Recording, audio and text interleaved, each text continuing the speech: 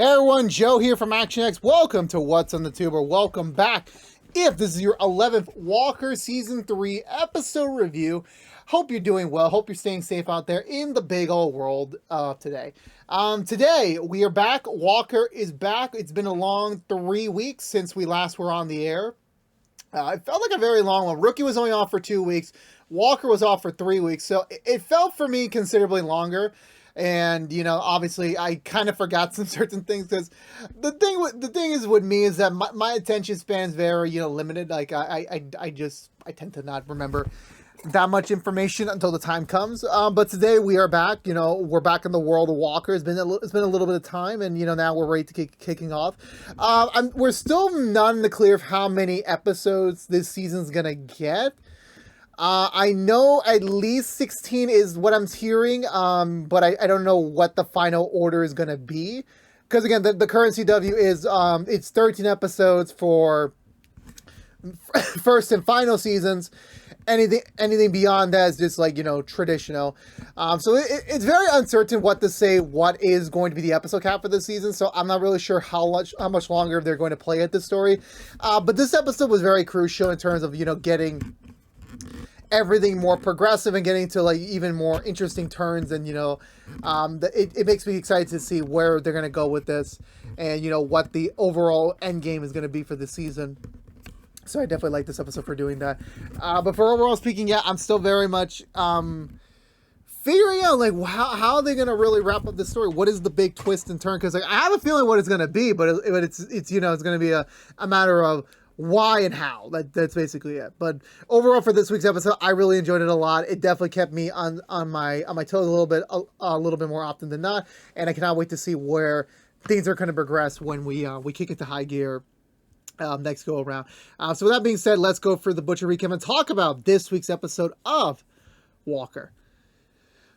So we begin, I want to say, so I was watching The Good Doctor, for dinner, so I was late a little bit, but I'm pretty sure we just kick it off in breakfast, with, Grandpa, Grandma, and, August Walker, just enjoying a nice breakfast, but they're noticing it's a little bit unusual for Grandpa Walker to be in the house this early. Normally he's out doing his morning rounds around the ranch and everything, but he's kind of been doing that in the evening.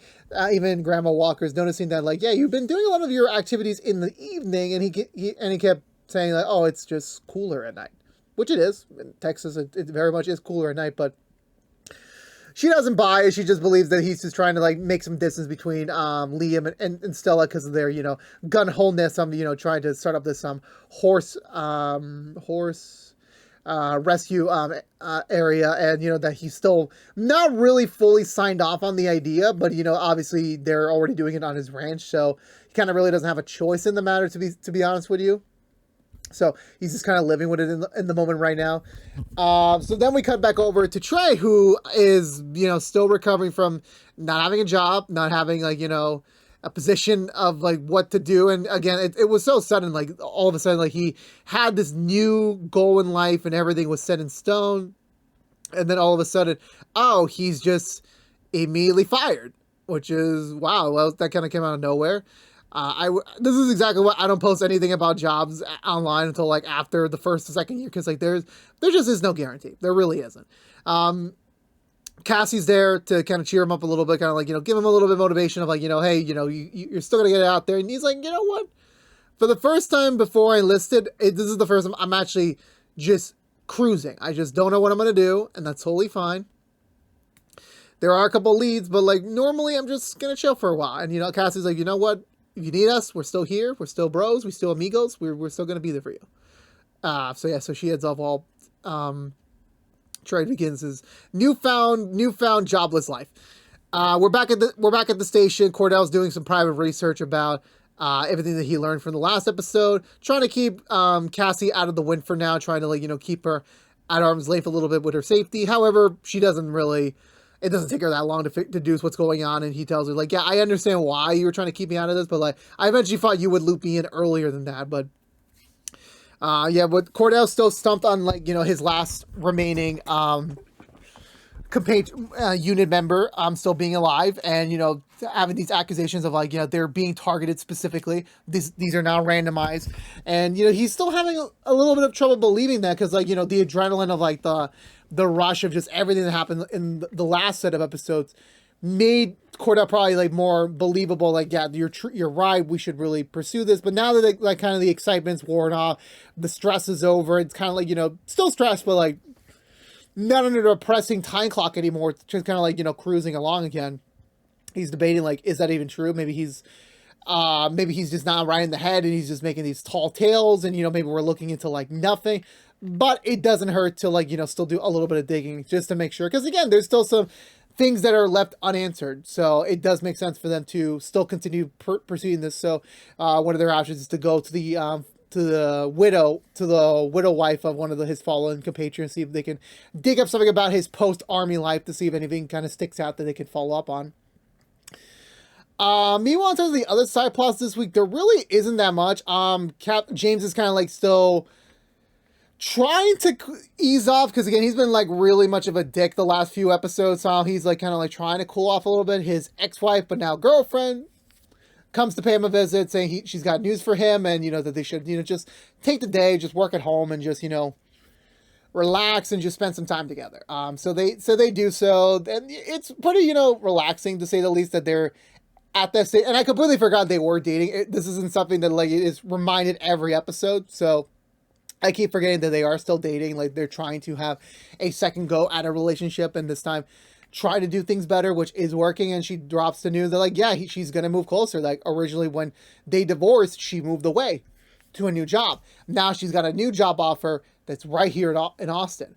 So it's incredible to think that like, yeah, they can actually redo their marriage of like living together again, trying to like make this work again. And but James is a little bit unworried, not unworried, a little bit worried, because again, when they were married and he fucked up the first time, he's just scared that he might fuck up again, or that he's not gonna really do that again. He's learning from his mistakes. He's trying to not repeat them, and especially like you don't get blessed that often to like get a second chance to redo things. So he's definitely not trying to. And she's like, it's fine, let's take this step by step. I know I just dropped this news on you. It is something that I understand you want to process this a little bit, take some time to like really think about what is your next step, what do you want out of me.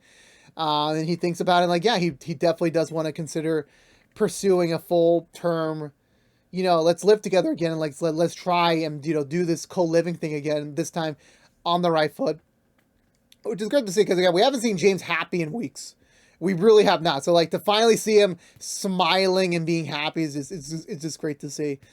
Meanwhile, Trey decides to, visit someone in the VA, trying to like, just, have a casual conversation about, what is next for Trey. Trey's had so many jobs in the last year and some change. What is next for him? He just failed being a ranger, and that is the talk of the town, that, Trey tried to get into the ranger business fairly quickly, and he failed. But now some interested parties are interested in him, that they want him to be on their team. It's a special committee. It's not something that's like really talked about, which is kind of like, I should have really, it was literally sticking out in front of me, but I didn't really notice at the time. And Trey's like, you know what? I'm not really, I just want to enjoy my freedom right now. I definitely, if you guys are still open down the road, I definitely would love to like, pursue that option. But right now I'm just not interested. I'm really not. But however, a little bit of time passes, and Trey like ponders it a little bit, because apparently it's a interview scavenge hunt, I guess, where he's trying to like decode this riddle, and he calls the number, and he answers the riddle, and then yeah, they say like, yeah, we're going to proceed forward with your application, that yeah, we are going to consider you highly for this job. But like, yeah, it's a little suspicious the way things, like, this is not your traditional job interview, your job, anything in terms of like the hiring process, so that's kind of weird. But we'll cut to more about that in a bit.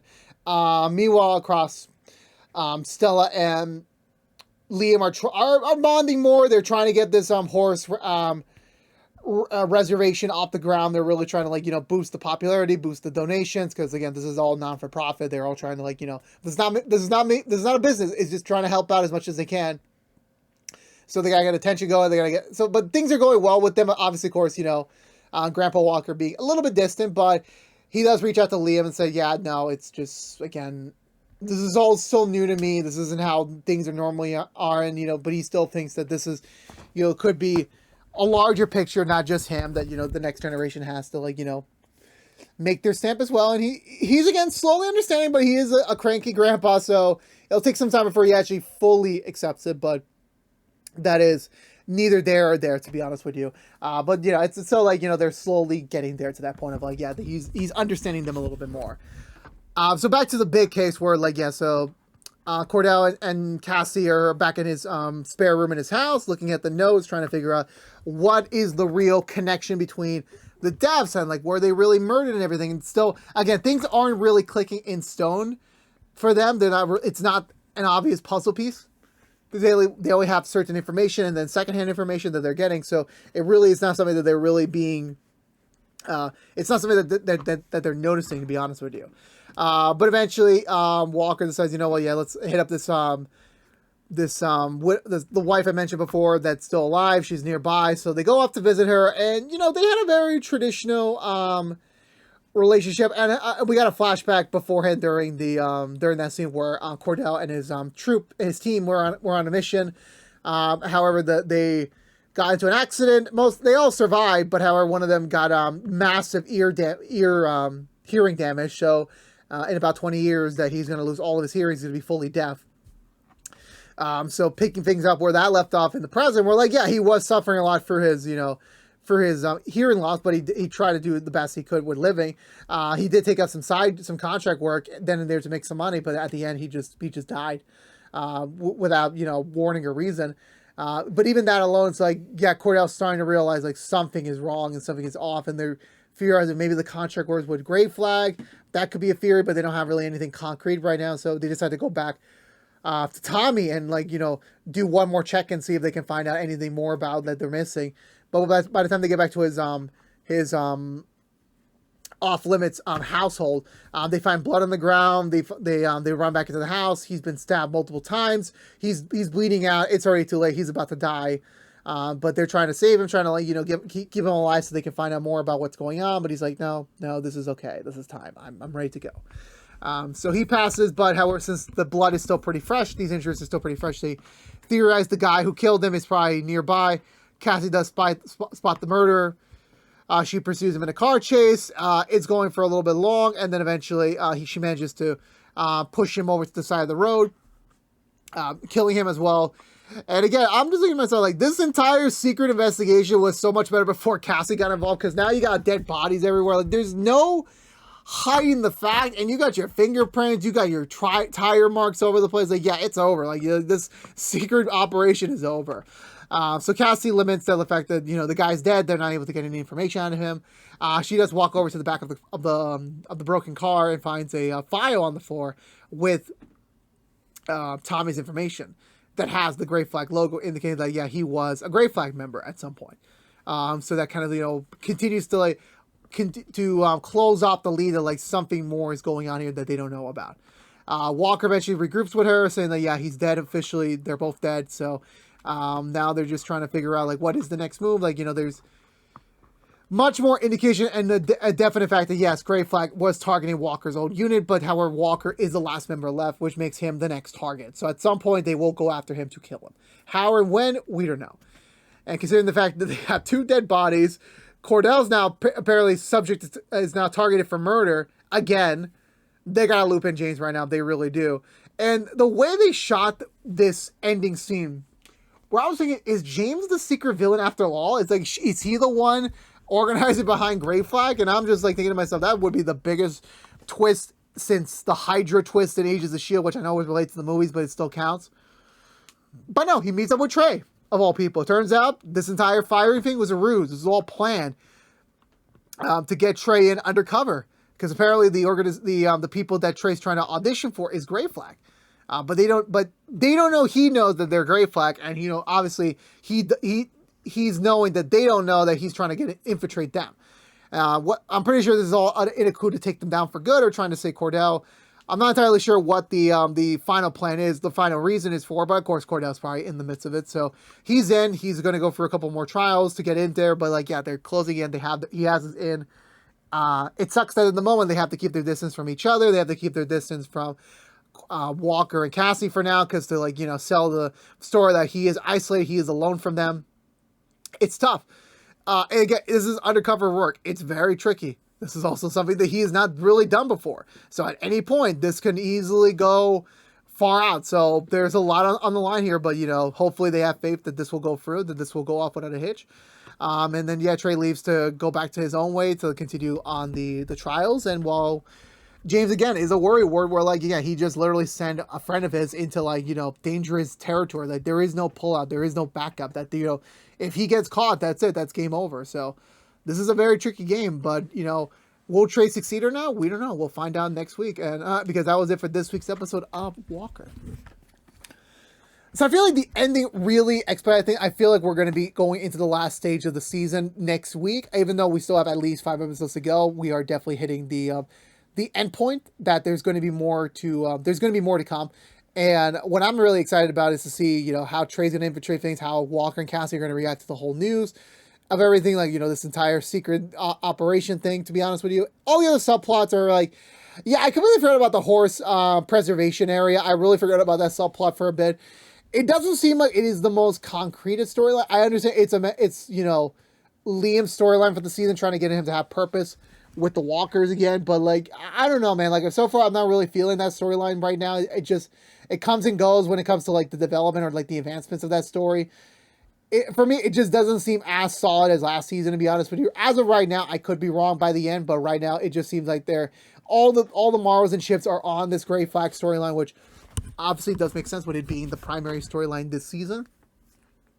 But still, I'm just very much, you know, I'm curious to see how this is all gonna hold out. Is James and Trey's plan gonna really work out at the end? Is Walker gonna really survive this whole thing? I mean, he's gonna, but, like, again, the show's called Walker.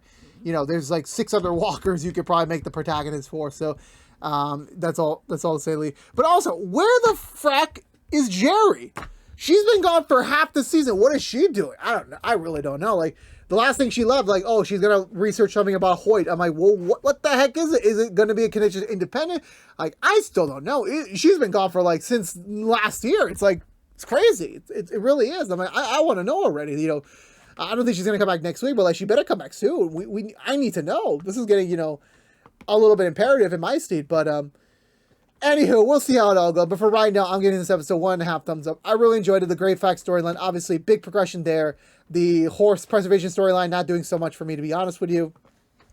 But hopefully this will all tie in back to the larger picture and works here eventually. But until then, that's it. But let me know in the comments below what you think of this week's episode of Walker. I would love to hear your thoughts down below. And I believe that's going to do it for me today, everyone. So if you're unaware, this has been What's the Two from ActionX, reviewing every episode in the 3rd season of Walker. If you want to know what we're doing normally on What's the Two besides our Walker episode reviews. We're currently doing Walker Independence episode reviews, the Rookie episode reviews, and the Rookie Feds episode reviews each and every week. Here on ActionX. But if you don't care about Walker, you're in luck. We'll be back next week with another brand new episode review, so stay tuned until then. But again, this has been What's the Two. Please subscribe to us on youtube.com/ActionX videos. Ring the bell for notifications when our next video is live. Like, favorite, share if you want to. Follow us on social media. And of course, always, you know, help us when you can. Subscribe as always. But until we see each other again, for all you members of the Texas Rangers out there, I'll see you next week for the next episode review. But until then, stay safe out there. Be good to each other. And as always, peace out.